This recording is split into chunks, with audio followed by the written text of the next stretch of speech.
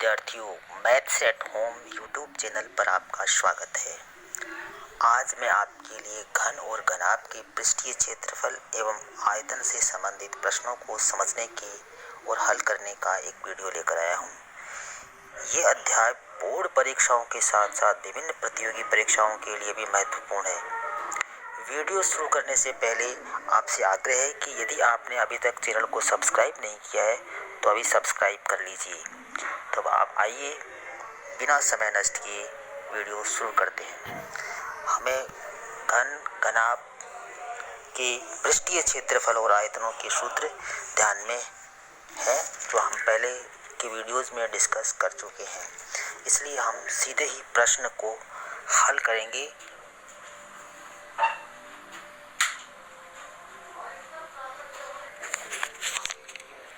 आइए सबसे पहले जो हमारे सामने प्रश्न है उसको पढ़ते हैं। एक घन का प्रत्येक पृष्ठ 100 वर्ग सेमी है। यदि आधार के समांतर द्वारा घन को काटकर 2 बराबर भागों में बांट दिया जाए तो प्रत्येक समान भाग का संपूर्ण पृष्ठीय क्षेत्रफल ज्ञात कीजिए। इसको हल करते हैं। हमारे पास क्या दिया हुआ है? एक घन है इसका प्रत्येक पृष्ठ 100 वर्ग सेमी है। हमें मालूम है प्रत्येक पृष्ठ समान होता है और एक पृष्ठ का क्षेत्रफल भुजा स्क्वायर होता है। तो यहाँ पर जो घन दिया हुआ है उसका प्रत्येक पृष्ठ 100 वर्ग सेमी है, तो हम इससे घन की भुजा ज्ञात कर लेंगे। हमें मालूम है कि घन का प्रत्येक पृष्ठ भुजा स्क्वायर होता है, इसलिए भुजा बराबर 100 का वर्गमूल होगी, यानी घन की भुजा बराबर √100 बराबर 10 सेमी होगी। इसमें हमने घन की भुजा ज्ञात कर ली। अब आधार के समांतर समतल द्वारा घन को 2 बराबर भागों में बांटा गया है। घन को आधार के समांतर समतल द्वारा काटा गया है, इसलिए नए घन की लंबाई 10 सेमी ही होगी, यानी लंबाई में कोई फर्क नहीं पड़ा, लंबाई 10 सेमी रहेगी, केवल ऊंचाई 5 सेमी होगी, क्योंकि हमने आधार के समांतर समतल द्वारा घन को काटा, यानी ऊंचाई आधी हो गई, 5 सेमी होगी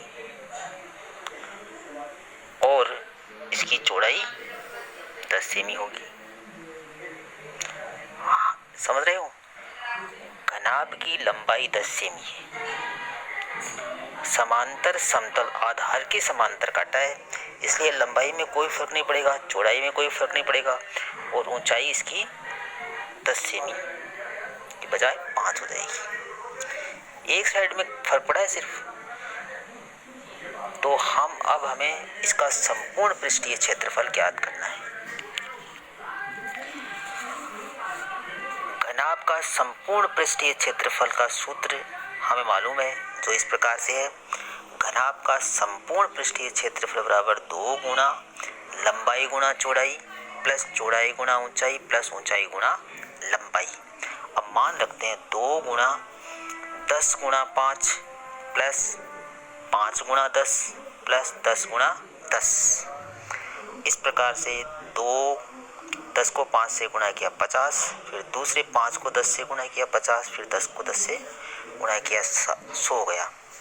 इन सब का जोड़ 200 हो गया। 200 को 2 से गुणा किया 400 वर्ग सेमी। अतः प्रत्येक समान भाग का संपूर्ण पृष्ठीय क्षेत्रफल हमें मिल गया 400 वर्ग सेमी। तो इस प्रश्न में क्या हुआ कि आधार के समांतर समतल द्वारा काटा गया है, तो लंबाई तो 10 सेमी रहेगी, चौड़ाई भी 10 सेमी रहेगी और ऊंचाई इसकी 5 सेमी हो गई। आइए हम और एक प्रश्न को समझते हैं।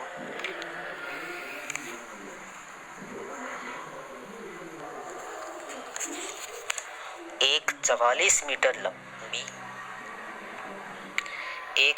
मीटर लंबी 1.5 मीटर ऊंची और 35 सेमी चौड़ी दीवार बनाने में 22 semi by 10 semi by 7 semi की कितने ईंटों की आवश्यकता होगी?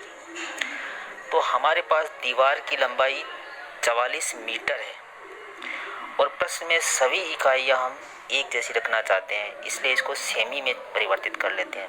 तो 44 मीटर बराबर 4400 सेमी हो गई, यानी मीटर को 100 से गुणा किया, सेमी बन गया। दीवार की ऊंचाई बराबर h 1.5 मीटर, इसको सेमी बनाएंगे तो 100 से गुणा करने पर 150 सेमी हो गई। दीवार की ऊंचाई 35 सेमी है, जो सेमी में ही है।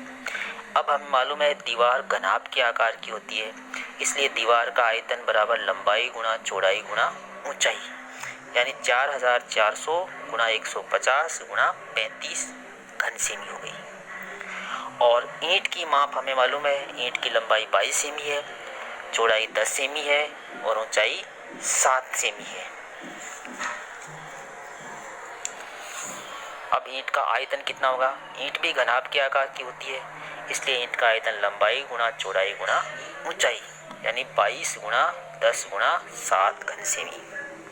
अब हमें दीवार में लगने वाली ईंटों की संख्या ज्ञात करनी है, अर्थात कितने ईंटें दीवार बनाने में लगेगी। तो संख्या ज्ञात करने के लिए हम क्या करेंगे, दीवार के आयतन में एक ईंट के आयतन का भाग लगा देंगे, तो ईंटों की संख्या आ जाएगी। तो ईंटों की संख्या बराबर दीवार का आयतन भाग एक ईंट का आयतन, बराबर दीवार का आयतन 4400 गुणा 150 गुणा 35, और इसमें भाग लगाना है 22 गुणा 10 गुणा 7। जो कटते हैं उनको काट देंगे और इस प्रकार से हमारे पास 15,000 ईंटें आएंगी। अतः इस दीवार को बनाने में 15,000 ईंटों की आवश्यकता होगी। आशा है ये वीडियो आपको पसंद आया होगा। वीडियो को लाइक कीजिए, शेयर कीजिए, कमेंट कीजिए, और अगर चैनल को अभी तक सब्सक्राइब नहीं किया है तो सब्सक्राइब कर लीजिए। Thanks for watching.